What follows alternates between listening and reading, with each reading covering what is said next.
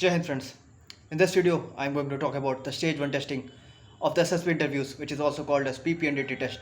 This is one of the most toughest tests of the SSB, where almost 80 to 85% of the people get screened out on the day 1 itself.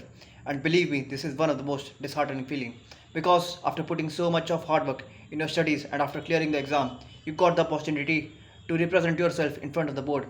But and after spending so many money on traveling to different states and different cities, you got screened out in day 1 itself. So believe me, this is one of the most toughest and the most disheartening part of SSB interview. So in this video, I am going to talk about the few anecdotes and the few strategies with which you could able to clear your stage 1 testing comfortably. The language of this video is going to be the mix of both Hindi and English. So let me talk about my experiences. In this month, I got an opportunity to appear for two different boards, 34 SSB Allahabad and 5 AFSB Guwahati. One was for Army and the second one was for Air Force. In the first one, I got screened out, and within the span of 10 days itself, I got screened in 5 AFSB Guwahati. So what I did correct, how I corrected my mistakes, these are going to help you a lot, because you should learn from the experiences and the failures of not just yourself but from others also. So here is the video. तो 2 मई को मेरी SSB थी इलाहाबाद में. सबसे पहले मैं बात करता हूँ पीपीएनडीटी टेस्ट में होता क्या है. सबसे पहले आप जब बोर्ड के अंदर जाते हो, आपके डॉक्यूमेंट्स चेक होते हैं. उसके बाद आपको पीपीएनडीटी टेस्ट देना पड़ता है, जो कि लगभग 1 घंटे का टेस्ट होता है, जिसका OIR टेस्ट होता है, जिसका फुल फॉर्म होता है ऑफिसर्स इंटेलिजेंस रेटिंग्स. अगर आपका नॉर्मल दिमाग कैसा है, अगर आप किसी एक ऑफिसर की तरह नहीं सोच पा रहे हो, तो आपके लिए ये टेस्ट में अपीयर करना बिल्कुल भी बेवकूफ़ी होगी. तो फॉर्चुनेटली मेरा हर बार OIR टेस्ट बेहतर जाता है. OIR टेस्ट होने के बाद आपको एक हॉल में बैठाया जाता है, सेम हॉल में जहाँ पे आपको एक पिक्चर दिखाया जाता है 30 सेकंड्स के लिए, and based on that picture you have to write a story in a span of 4 minutes. और वो स्टोरी लिखने के तुरंत ही बाद आपको एक हॉल में बैठाया जाता है, जहाँ पे आप लोग 15 लोग होते हैं और आपके सामने 3 असेसर्स होते हैं, psychologist, interviewing officers and the GTO. कभी कभी ये नंबर 3 या 4 भी हो सकते हैं. उसके बाद आपको अपनी कहानियाँ सुनानी पड़ती है 1 से 1.5 मिनट में, मैक्सिमम 1 मिनट में. 1.5 मिनट किसी को भी नहीं मिलता है. और आप उसके बाद आपको ग्रुप डिस्कशन करना पड़ता है, जहाँ पे आपको एक कॉमन स्टोरी बनानी पड़ती है विद इन द ग्रुप. उसके बाद फिर आपका ये टेस्टिंग ख़त्म हो जाता है और आपको लंच करवाने के बाद कुछ देर के बाद रिज़ल्ट अनाउंस किया जाता है, जहाँ पे 80 to 85%, कभी कभी किसी केसेस में 90% लोग भी स्क्रीन आउट हो जाते हैं. तो आप समझ सकते हैं ये कितना कॉम्पिटिटिव और कितना टफ प्रोसेस होता है. तो 2 मई को मेरे साथ हुआ कि मैंने OIR टेस्ट दिया, काफ़ी अच्छा टेस्ट गया, but while writing the story I missed few things, like I didn't able to mention the background of the person, my main protagonist. जैसे वो क्या करता है, क्या नहीं करता है. These are the very small thing but very important thing that you could not miss those things. वो मैंने मिस कर दिया. उसके बाद फिर while narrating मेरी कम्युनिकेशन उतनी अच्छी नहीं थी. मैं अंडर कॉन्फिडेंट हो गया और मैंने बहुत सारी चीज़ें फंबल कर दी. और उसके बाद फिर GD में फिश मार्केट बना और I participated in that fish market, because of all this things I got screened out. और अगले 10 दिनों में मैंने अपनी इन गलतियों के ऊपर काम कैसे किया, ये सबसे ज़्यादा इम्पोर्टेंट चीज़ है. सबसे पहले you have to focus on your basics. आपको अपने OIR को बहुत ही ज़्यादा इम्प्रूव करना होगा, बहुत ही ज़्यादा प्रैक्टिस करके. मैंने अपने ऑफिस के टाइम पे, ये बोलना तो नहीं चाहिए but during my office time मैंने OIR प्रैक्टिस बहुत ही ज़्यादा की. और उसके बाद आपको स्टोरीज़ के ऊपर अपना काम करना पड़ेगा. स्ट्रक्चर आप कैसे कर रहे हो अपनी स्टोरीज़ को, आप जो भी पिक्चर दिख रहा है आप उसको परसीव किस वे में कर रहे हो, आपको पहले क्या दिखाई दे रहा है, उससे पहले आप क्या हुआ होगा स्टोरी में, उस समय क्या हो रहा है और उसके बाद क्या होगा. ये काफ़ी प्रैक्टिकल सॉल्यूशन होना चाहिए. अगर आप कुछ भी लिख रहे हो कि अगर कोई बच्चा IIT की तैयारी कर रहा है तो एक दिन में IIT नहीं निकाल लेगा, उसे सालों लगेंगे. अगर कोई किसान अगर खेती कर रहा है तो उसकी फसल कुछ ही दिनों में नहीं फूलने लगेगी, उसको समय लगेगा. तो ये कुछ प्रैक्टिकल चीज़ें हैं जो कि आपको अपने स्टोरीज़ में इंक्लूड करनी चाहिए. उसके बाद सबसे इम्पोर्टेंट चीज़ आती है, वो है आपका नरेशन। आपको अपने नरेशन को काफ़ी ज़्यादा सिंपल रखना है। आपको रटना नहीं है, अगर आप रटने लगेंगे, ये मैंने किया एसएसबी इलाहाबाद में। मेरे पीछे जो लड़का था वो एनडीए क्लियर्ड था, वो एनडीए से रिकमेंडेड था, तो वो मेरे पीछे रट रहा था। तो उसका देखा-देखी मैंने भी रटना स्टार्ट कर दिया।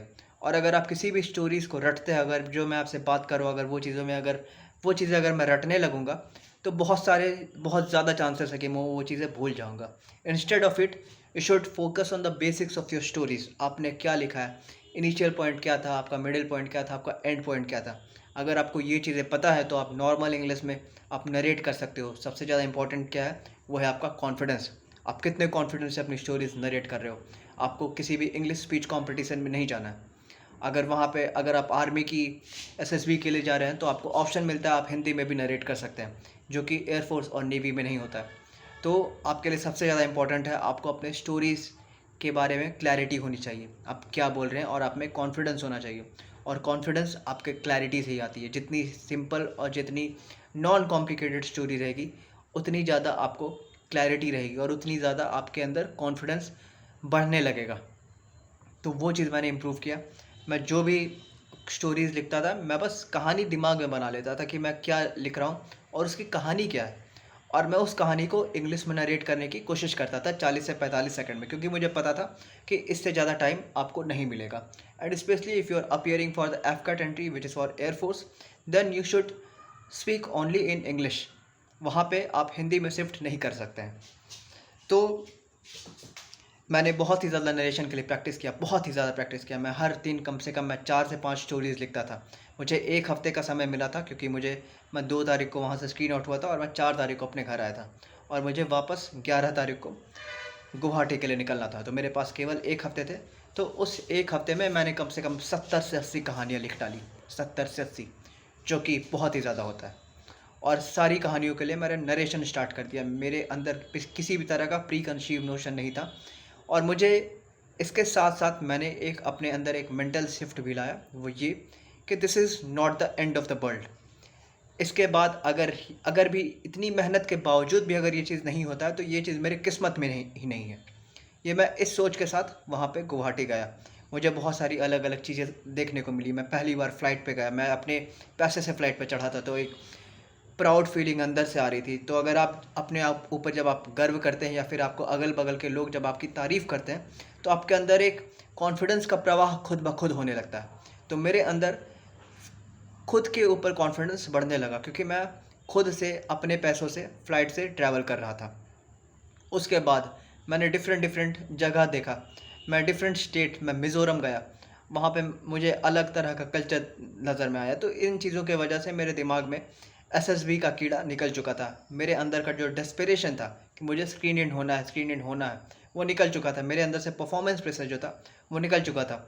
और जैसा कि भगवान श्री कृष्ण भगवद गीता में कहते हैं कि अगर आपका कर्म अच्छा होगा, अगर आपने मेहनत अच्छा किया, अगर आपने एफर्ट सही लगाया है, तो आप रिजल्ट्स की चिंता स्वयं भगवान के ऊपर छोड़ दें। फिर जो भी होगा वो आपके लिए बेहतर होगा। तो मैं इसी सोच के साथ एसएसबी में अपीयर किया। और वहाँ पे उस दिन मैं हंस रहा था, लिटरली मैं हंस रहा था कि यार अभी तो मैं इस गेट से अंदर घुस रहा हूँ, 2-3 घंटों के बाद मैं वापस इसी गेट से बाहर आ जाऊँगा, कितने कितने मैंने सामान ले रखा है। तो मैं खुद का मजाक उड़ा रहा था। इस मजाक के कारण क्या हो रहा था कि मेरे अंदर का जितना भी डर था वो जा चुका था। जब आपको पता है कि आप हारने के बाद कैसा महसूस करते हो, तो आपको हार का डर खत्म हो जाता है। तो इसी फीलिंग के साथ मैं गेट के अंदर पहुंचा, वहाँ के सारे लोगों से, सारे लड़कों से इंटरेक्ट कर रहा था। मुझे फ़र्क नहीं पड़ रहा था कि कौन कितना लंबा है, कौन कितना चौड़ा है, कौन कितना छोटा है, कौन कितना मस्कुलर है। मुझे लग रहा था मैं हूँ, there is no other Rahul Bajpayee. Rahul Bajpayee केवल एक है। तो सारे लोगों की पर्सनैलिटी टोटली डिफरेंट थी। मैं वहाँ पे गया OIR टेस्ट में, काफ़ी डिसिप्लिन्ड वे में मैंने OIR टेस्ट दोनों मैंने अपीयर किया। और I am very pretty confident that मेरे सारे के सारे क्वेश्चन सही हुए, 80 out of 80। This is unimaginable, but still मैंने 80 में से 80 क्वेश्चंस सही किए। Officers intelligence rating. तो वहाँ से मुझे काफ़ी ज़्यादा कॉन्फिडेंस मिला। उसके बाद जब हमें PPNDT के लिए बुलाया गया, तो वहाँ पे मुझे एक बहुत ही ज़्यादा हेज़ी पिक्चर मिली जो कि मेरे साथ हुआ था इलाहाबाद में। इलाहाबाद में से कम हेज़ी पिक्चर थी, लेकिन उस समय पिक्चर को देखते ही मेरे मन में, मैंने पिक्चर को ऑब्ज़र्व करने के अलावा मैं ये सोचने लग गया कि यार इतनी टफ़ पिक्चर मिल चुकी है, अब तो मैं स्क्रीन आउट होने वाला हूँ। ये 30 सेकंड के समय में मैंने चिंता में गुजार दिए, लेकिन गुवाहाटी में मैंने ये चीज़ नहीं की। मुझे बहुत ही ज़्यादा हेज़ी पिक्चर दिखाई गई। अब तक मैंने जितने एसएसबीज़ अटेम्प्ट किए, मैंने जितने स्टोरीज़ प्रैक्टिस की हैं, उन सबसे ज़्यादा हेज़ी पिक्चर और अनक्लियर पिक्चर मुझे दिखाई गई। लेकिन मेरा दिमाग क्लियर था, मेरा मन शांत था, जिसकी वजह से मैंने एक काफ़ी अच्छी स्टोरी उस पिक्चर को देखते हुए बना डाली। और यहाँ पे जब आपका दिमाग शांत होता है, तब आपकी साइकोलॉजी अच्छे तरह से बाहर आती है। आप बेहतर सोचते हैं, बुरा सोचते हैं, ये फ़र्क नहीं पड़ता है, पर जो आप जैसा सोचते हैं वो बाहर आ जाता है। तो मैंने उसके बेसिस पे स्टोरी लिखी। स्टोरी काफ़ी सिंपल थी। मैंने सारे डिटेल्स के ऊपर ध्यान दिया था, और मैंने अपनी गलतियों के ऊपर काम बहुत ही ज़्यादा किया था। मुझे नरेशन में पता था कि मुझे करना क्या है। तो जब मेरा नंबर आया, हमारे ग्रुप का नंबर आया, मैंने बिल्कुल भी प्रैक्टिस नहीं की अपने दिमाग में। मैंने रटने की कोशिश बिल्कुल भी नहीं की। बस एक बार खुद को रिमाइंड करवा दिया कि this is my story and this is how I am going to narrate it. तो मेरे ग्रुप में सारों ने नरेट करना स्टार्ट किया। सारे फंबल कर रहे थे, किसी के पैर काँप रहे थे, पर मुझे उस वक्त तक मेरे मन में एक क्षण का भी डर नहीं था। मुझे पता था कि मैंने प्रिपेयर अच्छा से किया है, मैंने तैयारी काफ़ी की है, मैंने प्रैक्टिस काफ़ी की है, इसलिए this is going to be my time. यहाँ पे मुझे रिप्रेजेंट करना है केवल 1 मिनट के लिए खुद को। ये 1 मिनट मेरे आने वाले अगले 5 दिनों को डिसाइड करेगा। तो उस 1 मिनट के लिए मैंने ये सोचा कि एक सोल्जर अगर सामने से अगर मेरी गोलियाँ चलती रहेगी, तो मैं उस समय क्या करूँगा? क्योंकि मैं आया हूँ तो अल्टीमेटली एक सोल्जर बनने के लिए। अगर मैं उन गोलियों से अगर नहीं डर सकता हूँ, तो ये 1 मिनट का नरेशन कौन सी चीज़ है? मेरे सामने 4 ऑफिसर्स बैठे या 40 ऑफिसर्स बैठे, मुझे फ़र्क नहीं पड़ता है। तो जब मेरी बारी आई, तो that was a group of repeaters. 14 repeaters थे और मैं अकेला स्क्रीन आउट पर्सन था। तो वहाँ पे मैंने नरेशन इतना लाउड एंड क्लियर किया, जहाँ पे सारे असेसर्स और सारे बच्चों का ध्यान केवल मेरे ऊपर आ चुका था। वो 1 मिनट मैंने अपनी ज़िंदगी का हर चीज़ दे दिया। उसके बाद इतनी परफेक्ट नरेशन होने के बाद जीडी में लोग मुझे खुद ब खुद मौका दे रहे थे बोलने के लिए। फ़िश मार्केट हो रहा था, मेरी आवाज़ इतनी ज़्यादा तेज़ थी, मैं ये चीज़ प्रमोट नहीं करूँगा, पर मेरी आवाज़ इतनी ज़्यादा तेज़ थी कि सारे बंदे मुझे सुनने के लिए मजबूर हो चुके थे। जीडी बेहतर गया, और उसके बाद जब हम लोग बाहर आए, सारे बच्चे सोच रहे थे कि कैसा होगा, क्या होगा रिज़ल्ट, लेकिन मुझे पता था कि इस बार अगर मेरा नहीं हुआ तो मेरा कभी नहीं होगा, और अगर इस बार मेरा नहीं हुआ तो गलती मुझ में नहीं, सेलेक्टर्स में है। और रिज़ल्ट अनाउंस हुआ। सबसे पहले कोई चेस्ट नंबर का नाम लिया गया, वो था chest number 33, Rahul Vajpayee. So this is how I corrected myself. This is how I got screened in just a span of 10 days. और ये चीज़ मेरे साथ उम्र भर रहने वाली है। जो मैंने गलतियाँ की है, उन्हें मैंने किस तरह से सुधारा है, जिस तरह से मैंने परफॉर्म किया है, ये चीज़ मेरे साथ ज़िंदगी भर रहने वाली है। और इसी तरह मैं रिकमेंड भी होऊंगा, क्योंकि मुझे खुद की गलतियों के ऊपर काम करना आता है। उम्मीद है आपको बहुत सारी चीज़ें सीखने को मिलेंगी। धन्यवाद। जय हिंद। भारत माता की जय।